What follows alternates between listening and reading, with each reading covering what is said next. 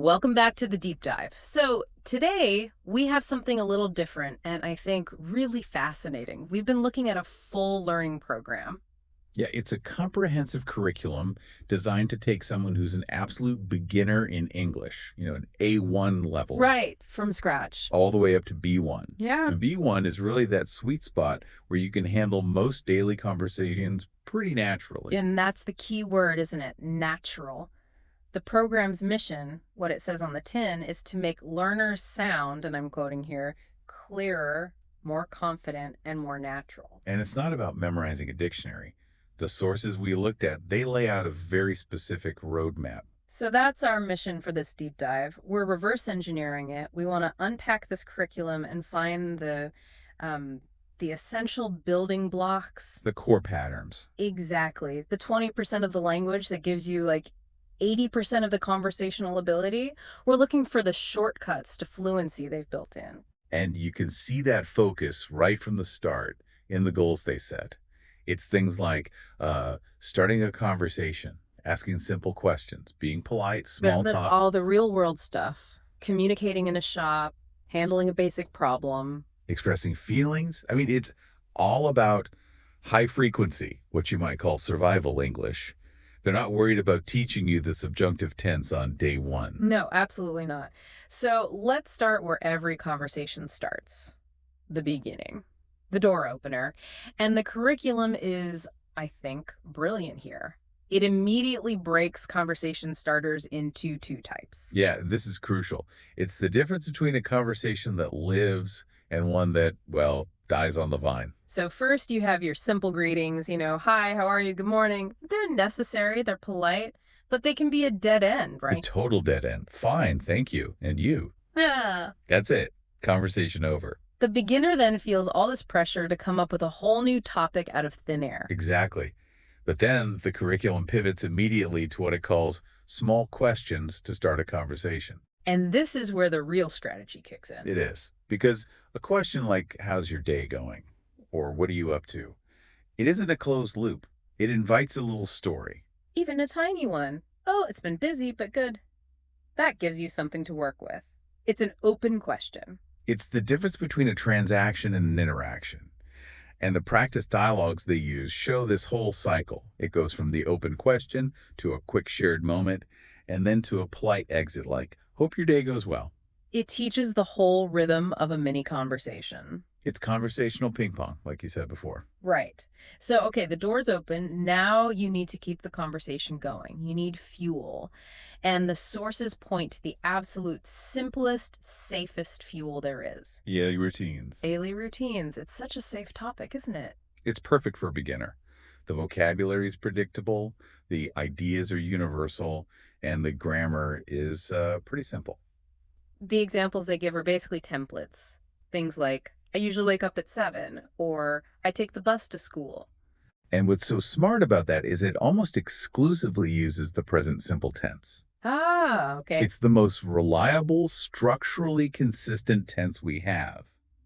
So by getting learners to talk about their routine, the program is making them practice one grammatical structure over and over until it's just automatic. It builds confidence by reducing the number of things you have to think about. I like that. But of course, a conversation isn't just you talking about your day. No, it can't be a monologue. You have to ask questions. Questions are the engine. If routine is the fuel, questions are the engine. That's a great way to put it. And the curriculum is very selective here. It focuses on these simple social questions. The universal icebreakers. What do you do? Where do you live? Do you have any hobbies? The things you asked almost anyone you've just met. But here's the part that I thought was really clever. It's not just teaching the questions, it's teaching the manners around the questions. They really emphasize these polite phrases for asking questions. And this is such a critical strategic choice. Why teach? Can I ask you something? Or do you mind if I ask? Before you teach, say, the past tense. Right. What's the logic there? Because they're conversational lubricants. A beginner's question, because of their limited vocabulary, can sometimes sound a little blunt, a bit like an interrogation. Where you live. Yeah, it can sound a bit harsh. Exactly. But if you add just curious, but beforehand, It instantly softens the whole thing. It signals respect. It signals emotional intelligence. So it's a fluency shortcut. It makes you sound friendlier and more considerate, even with a tiny grammatical toolkit. That's actually genius. It is. It lets you perform a really complex social function with a simple, memorized phrase. Okay, so from social skills, let's pivot to something more transactional, the high stakes stuff that happens in shops and cafes. Yes, commerce competence. This is where you need to be clear and quick, often under a bit of pressure. For sure. If you can't get your coffee order right, your whole day can feel frustrating. But the good news is, these situations are really scripted. They're predictable. So the key phrases are things like, excuse me, do you have this in a medium? Or, how much is this? You accept card payments. Yeah. Yeah, all the essentials. And for a cafe, it's even faster. Can I get a coffee, please? I'll have the latte. For here or to go? The inevitable question. But the curriculum doesn't just stop at the questions. It synthesizes this with a framework for easy responses. Which is just as important, right? Because you have to be able to react. You have to. And they break down the responses so well. You've got positive, like, that's great. Sounds good. Neutral ones. Oh, I see. Interesting. And then maybe the most important for a learner, the negative. How to say no politely. Which is hard enough in your own language. It's so hard. And giving a beginner a simple phrase like, not really, or I'm not sure about that, is incredibly empowering. Especially the social escape hatches, the source points to phrases like, maybe another time, I'm a bit busy today. That's a huge leap. It allows the learner to set a boundary without having to invent a long, complicated excuse that's way beyond their vocabulary level. It gives them agency. It turns a stressful situation into a manageable one. Mm-hmm. Okay, so let's shift gears from the cafe to the office. The professional edge.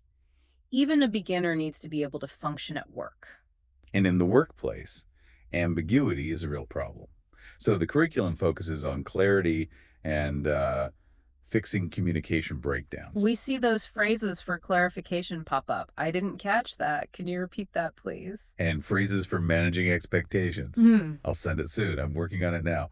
They're simple, but they prevent so much friction. And again, there's that intense focus on politeness, the polite workplace requests. Yes, using could you help me instead of can you help me or just help me. It's a subtle but massive cultural distinction. It's the language of collaboration. And that collaboration naturally leads into the next section, which is all about talking about plans. You have to be able to coordinate with people professionally and socially. And what I found interesting here was how simple the future expressions were.